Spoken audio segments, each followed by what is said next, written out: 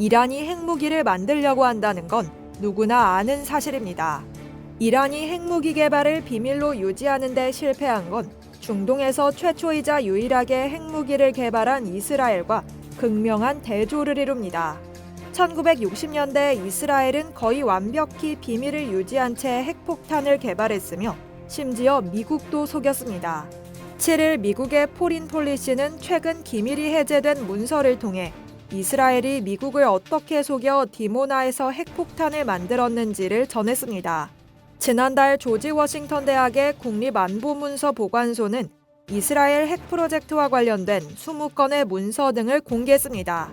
이 문서들은 미국 정부가 디모나의 비밀에 대해 파악한 내용과 이스라엘이 핵 프로젝트를 어떻게 숨겼는지에 대한 새로운 정보를 제공합니다.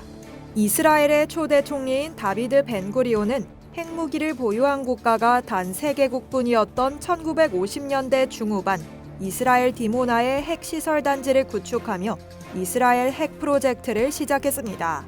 처음부터 이스라엘 지도자들은 디모나 프로젝트를 비밀 속의 또 다른 비밀로 구상했습니다.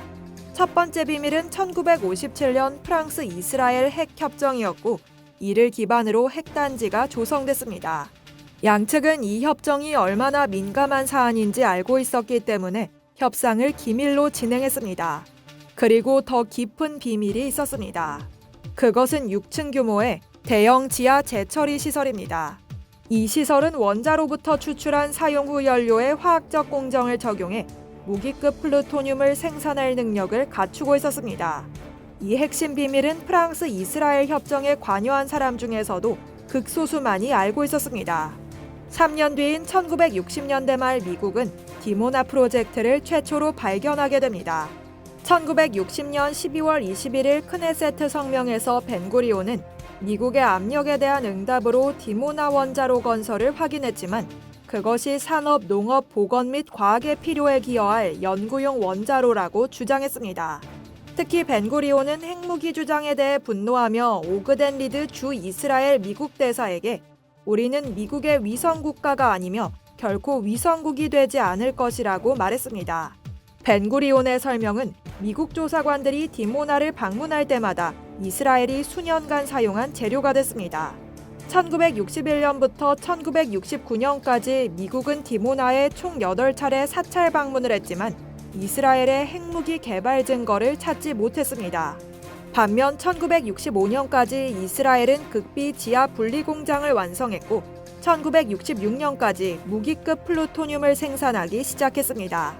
1년 뒤인 1967년 중동 위기가 절정에 달했을 무렵 이스라엘은 자국의 존립이 심각하게 위험해질 상황을 대비해 핵장치를 폭발시켜 새로운 능력을 과시하는 긴급 계획을 마련했습니다.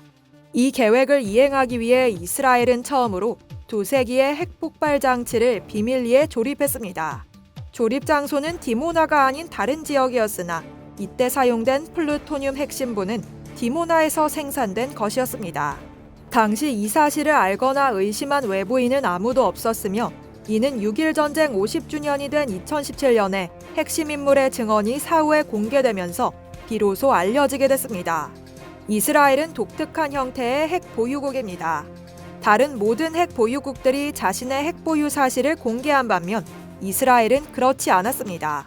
1969년 미국 대통령 리처드 닉슨과 이스라엘 총리 골다 메이어 사이의 비밀 합의 때문입니다. 비밀 합의 이후로 어떤 미국 대통령도 그 합의나 이스라엘의 핵무기 존재를 공식적으로 인정하지 않았고 이스라엘이 핵 확산 금지 조약에 가입하도록 압박하는 일은 전혀 없었습니다. 이스라엘 역시 지금까지도 핵 보유 여부를 시인도 부인도 하지 않고 있죠. 역설적으로 이란은 현재 핵실험 없이 핵무기 능력에 근접하는 1960년대 이스라엘의 전략을 답습하고 있을 가능성이 있습니다. 오늘날 이란이 핵폭탄에 얼마나 근접해 있는지는 1967년 이스라엘이 몇 주 안에 무기를 만들 수 있던 상황과 비슷할 수도 있습니다.